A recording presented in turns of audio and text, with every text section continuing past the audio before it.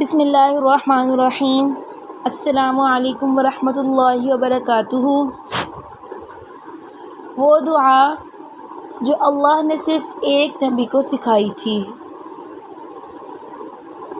ہم پہ جب بھی کوئی تکلیف آتی ہے تو ہم سب لفظوں کو تلاشتے ہیں۔ ہمارا دل چاہتا ہے کہ تب ہمیں کوئی انسان ایسی دعا بتائے جسے پڑھنے سے ہماری مشکل آسان ہو جائے اور ہمارے دل کو سکون مل جائے۔ تب ہمارا جی چاہتا ہے کہ ہمیں کوئی ایسی دعا آتی ہو جس کی ترتیب سے ہمارا اللہ ہم سے راضی ہو جائے۔ تب ہم بس صحیح لفظوں کی تلاش میں ہوتے ہیں جو پر اثر ہوں۔ حالانکہ دعائیں تو جیسی بھی ہوں اللہ کو بہت پسند ہوتی ہیں، خاص کر وہ دعائیں جو بندہ خود اپنے لیے اپنے منہ سے بول کر مانگتا ہے، کیونکہ ان دعاؤں کی تڑپ ہی اور ہوتی ہے۔ لیکن پھر بھی کہیں نہ کہیں ہم چاہتے ہیں کہ ہماری دعائیں سب سے بہترین دعائیں ہوں اور ان میں استعمال کیے گئے الفاظ سب سے مختلف ہوں اور اللہ کو ہماری تڑپ بتا دینے والے ہوں۔ تو ایسی ہی دعا اللہ نے رسول اکرم صلی اللہ علیہ وآلہ وسلم کو سکھائی تھی، اور آپ صلی اللہ علیہ وآلہ وسلم کی باقی ساری دعائیں اس ایک دعا کے گرد ہی گھومتی ہیں۔ آپ صلی اللہ علیہ وآلہ وسلم نے وہ ایک دعا کبھی اپنی باقی دعاؤں کے درمیان میں مانگی، کبھی پہلے تو کبھی آخر میں، لیکن اس دعا کے بغیر کوئی دوسری دعا نہیں کی۔ اور پتہ ہے وہ کون سی دعا ہے؟ انا للہ و انا الیہ راجعون۔ ہم اللہ ہی کے ہیں اور ہم اسی کی طرف لوٹنے والے ہیں۔ یہ وہ دعا ہے جو آپ، میں، ہم سب پڑھتے ہیں، لیکن کبھی اس کے مطلب کو اور اس کی طاقت کو دیکھنے کی اور سمجھنے کی ہم نے کوشش ہی نہیں کی۔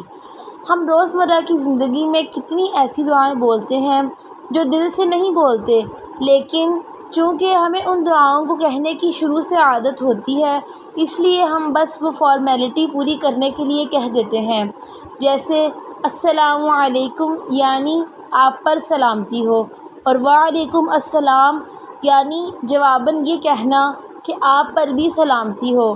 تو اب حالات ایسے ہو گئے ہیں کہ اب تو ہم یہ دعا بھی پوری نہیں کہتے، ہم کہتے ہیں سلام، اور اس طرح ہم اس دعا کا پورا مطلب ہی بدل دیتے ہیں۔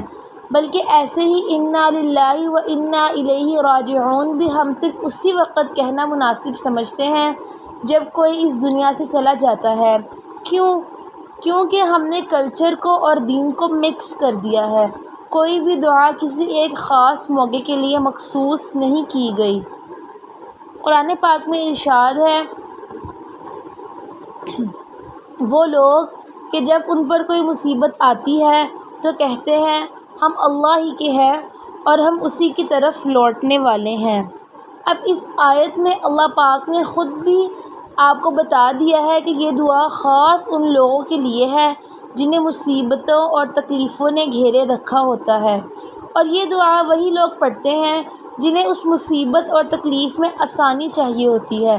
ام المؤمنین حضرت ام سلمہ رضی اللہ تعالی عنہما فرماتی ہیں کہ میں نے سید المرسلین کو یہ فرماتے ہوئے سنا کہ جس مسلمان پر کوئی مصیبت آئے وہ اللہ کے حکم کے مطابق انا للہ و انا الیہ راجعون پڑھے اور یہ دعا کرے، اللہم اجرنی فی مصیبتی واخلف لی خیرا منہا۔ اے اللہ میری اس مصیبت پر مجھے اجر عطا فرما اور مجھے اس کا بہتر بدل عطا فرما۔ تو اللہ کو اس سے بہتر بدل عطا فرمائے گا جو اس نے کھویا ہوگا۔ پھر حضرت ام سلمہ رضی اللہ تعالی عنہما فرماتی ہیں جب ان کے حضرت ابو سلمہ فوت ہوئے تو میں نے سوچا کہ مسلمانوں میں حضرت ابو سلمہ سے بہتر کون ہوگا۔ بہرحال پھر بھی میں نے یہ دعا کہہ لی، چنانچہ اللہ تعالیٰ نے ان کے بدلے میں مجھے رسول اللہ صلی اللہ علیہ وآلہ وسلم عطا فرما دیے، جو کہ حضرت ابو سلمہ رضی اللہ تعالی عنہ سے بہت بہتر تھے۔ آپ رسول اللہ صلی اللہ علیہ وسلم کی زندگی کی جتنی بھی مشکل گھڑیاں دیکھیں گے اور جتنے بھی مشکل واقعات کے بارے میں پڑھیں گے، آپ کو وہ سب پڑھ کر یہی اندازہ ہوگا کہ اس ایک دعا میں اللہ نے اپنی کتنی قدرتیں چھپا رکھی ہیں۔ یہ ہجرت مدینہ کی بات ہے کہ سیدنا عبداللہ بن عباس رضی اللہ تعالی عنہ سے روایت ہے کہ رسول اللہ صلی اللہ علیہ وآلہ وسلم جب ہجرت کے لیے مکہ سے نکلے تو سیدنا ابو بکر صدیق رضی اللہ تعالی عنہ سے فرمایا انا للہ و انا الیہ راجعون، اور یہ کہہ کر آپ کہنے لگے کہ ان لوگوں نے اپنے نبی صلی اللہ علیہ وآلہ وسلم کو نکالا ہے، یہ ضرور ہلاک ہوں گے۔ پس یہ آیت نازل ہوئی، اجازت دے دی گئی ان لوگوں کو جن کے خلاف جنگ کی جا رہی ہے، کیونکہ وہ مظلوم ہیں اور اللہ یقیناً ان کی مدد پر ہر طرح قادر ہے۔ انہوں نے اس وقت جان لیا تھا کہ جنگ اب قریب ہے۔ اس آیت سے ہی آپ اس دعا کا اندازہ لگا سکتے ہیں کہ کس قدر پر اثر ہے کہ حضرت ابو بکر صدیق رضی اللہ تعالی عنہ نے ابھی دعا ہی کی کہ اللہ نے اپنی ایک آیت نازل فرما کر انہیں اپنی مدد کی اور اس ظلم سے آزاد ہونے کی بشارت دے دی۔ اس دعا کے بہت سے معجزے ہیں اور اس دعا سے ہی باقی دعائیں قبول ہوتی ہیں، اور پتہ ہے ایسا کیوں ہے؟ اب باقی دعاؤں کی طرح ہم نے اس دعا کو بھی بغیر سوچے سمجھے نہیں مانگنا، بلکہ ہم نے پہلے اسے سمجھنا ہے کہ یہ دعا آخر اللہ کو تمام دعاؤں سے زیادہ پیاری کیوں ہے، اور اس دعا میں ایسا کیا ہے جو اللہ کو منا لیتا ہے۔ اللہ کو شکر بہت پسند ہے، اور اس دعا کے پہلے حصے میں آپ پتہ ہے اللہ سے کیا کہتے ہیں؟ آپ کہتے ہیں انا للہ، ہم اللہ ہی کے ہیں۔ اب محسوس کریں ان الفاظ کو کہ آپ اپنے رب سے کہہ رہے ہیں کہ ہم پر مصیبتیں آئیں یا غم، ہم پرسکون آئیں یا خوشی، ہمیں اس سے کوئی فرق نہیں پڑتا، ہمیں تیری دی ہوئی کسی بھی آزمائش پر شکوہ نہیں ہے، کیونکہ ہم تیرے ہیں۔ تو اپنوں کو جو بھی دے وہ تیری رضا ہے، اور ہم تیری رضا میں تجھ سے بڑھ کر راضی ہیں۔ ہم یہاں اللہ سے اقرار کرتے ہیں کہ ہمیں دنیا سے کوئی غرض نہیں ہے، اب ہم سب کچھ چھوڑ کر تیرے در پر آئے ہیں، اب ہم دنیا کے نہیں بلکہ تیرے بن کر تیرے روبرو آئے ہیں، تو پاس والی صف پہ بٹھا لے یا دور والی صف پہ، ہمیں اس پہ کوئی اعتراض نہیں، بس تو اپنی محفل کے کسی بھی کونے میں ہمیں جگہ دے دے، ہمیں بس تیرا ہو کر رہنا ہے، ہمیں تیرا بن کر تیری محفل میں بیٹھنا ہے۔ تو اتنی پیاری دعا اللہ کے حضور اس کا بندہ پیش کرے تو وہ کیسے نہیں اپنے اس بندے سے راضی ہوگا۔ پھر آپ دوسرے حصے میں اللہ سے کہتے ہیں وَإِنَّا إِلَيْهِ رَاجِعُونَ، اور ہم اسی کی طرف لوٹنے والے ہیں۔ اس حصے میں آپ اللہ سے کہتے ہیں کہ آپ بہت تھک گئے ہیں، اور تھک کر آپ اب اللہ کی طرف آ گئے ہیں۔ آپ اللہ کو اپنی موجودگی کا پتہ دیتے ہیں کہ دیکھیں یا اللہ، اب میں واپس آ گیا ہوں، اب میں آپ کی مدد کی تلاش میں ہوں، اب مجھے آپ کی ضرورت ہے کہ آپ مجھے تھام لیں، آپ مجھے سنبھال لیں۔ آپ یہاں اللہ سے کہتے ہیں کہ یا اللہ، اب میں اپنے سب سے کمزور پوائنٹ پہ آ گیا ہوں، اور اب مجھے آپ کے علاوہ کوئی بھی نہیں بچا سکتا۔ آپ دعا کے اس حصے میں اللہ کی مدد کی فریاد کرتے ہیں۔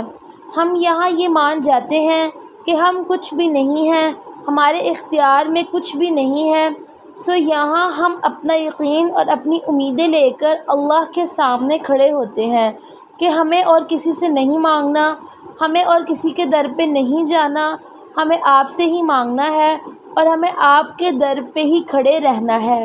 اور یہ کہ یا اللہ، اب جو ہم واپس آ گئے ہیں تو ہمیں دھتکارنا نہیں، ہمیں ذلیل و رسوا نہیں کرنا، ہماری عزت رکھ لینا، ہماری عزت کا مان رکھ لینا، کیونکہ تیرے سوا ہمیں اس کی کسی سے اب امید نہیں ہے۔ ہم جہاں مرضی چھپ جائیں، ہمیں آخر میں تو تیرے پاس ہی لوٹ کر آنا ہے، اس دنیا میں بھی اور آخرت میں بھی۔ حضرت عبداللہ ابن عباس رضی اللہ تعالی عنہ سے روایت ہے، نبی کریم صلی اللہ علیہ وآلہ وسلم نے فرمایا، میری امت کو ایک ایسی چیز دی گئی ہے جو پہلی امتوں میں سے کسی کو نہیں دی گئی۔ وہ چیز مصیبت کے وقت انا للہ و انا الیہ راجعون پڑھنا ہے۔ تو جب بھی آپ پہ کوئی مصیبت آئے تو آپ نے اب سے اپنی دعا کے ساتھ یہ دعا بھی ضرور کرنی ہے جو ہمیں اللہ اور اس کے رسول صلی اللہ علیہ وآلہ وسلم نے سکھائی ہے، کیونکہ اس دعا کے بعد بہت سے معجزے ہوئے تھے اور بہت جگہوں پہ اللہ نے اپنی مدد نازل کی تھی۔ اللہ آپ کے لیے بھی ضرور اپنی مدد بھیجیں گے اور آپ کے لیے بھی راستے ضرور نکالیں گے۔ اللہ جب ہمیں کوئی دعا سکھاتا ہے تو اس دعا کے پیچھے بہت ساری وجوہات اور مصلحتیں شامل ہوتی ہیں۔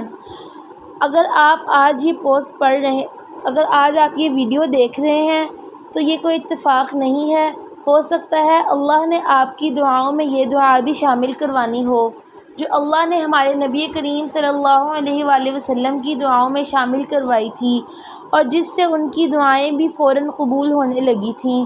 تو آج سے ہم نے بھی اس دعا کو یاد رکھنا ہے اور کسی بھی دکھ یا تکلیف کی گھڑی میں اس دعا کی تلاوت کرتے رہنا۔ اگر اس زمانے میں اس دعا سے معجزے ہوئے تھے تو ہمارے لیے معجزے نہ صحیح لیکن اللہ کی مدد ضرور آئے گی اور ہماری مشکلوں کو آسان کر دیا جائے گا انشاءاللہ۔ اگر آپ کو یہ ویڈیو اچھی لگے تو اس ویڈیو کو لائک کریں اور اس ویڈیو کو زیادہ سے زیادہ شیئر کریں، کیونکہ جتنا ہم اس ویڈیو کو شیئر کریں گے تو سب کو اس دعا کے بارے میں معلوم ہوگا۔ تو یہ چیز جو ہے صدقہ جاریہ ہے، اس سے آپ کو بھی ثواب ملے گا اور مجھے بھی ثواب ملے گا اور جو اس کو آگے شیئر کرے گا اس کو بھی ثواب ملے گا۔ اور اس طرح کی اچھی ویڈیوز کے لیے چینل کو سبسکرائب کریں۔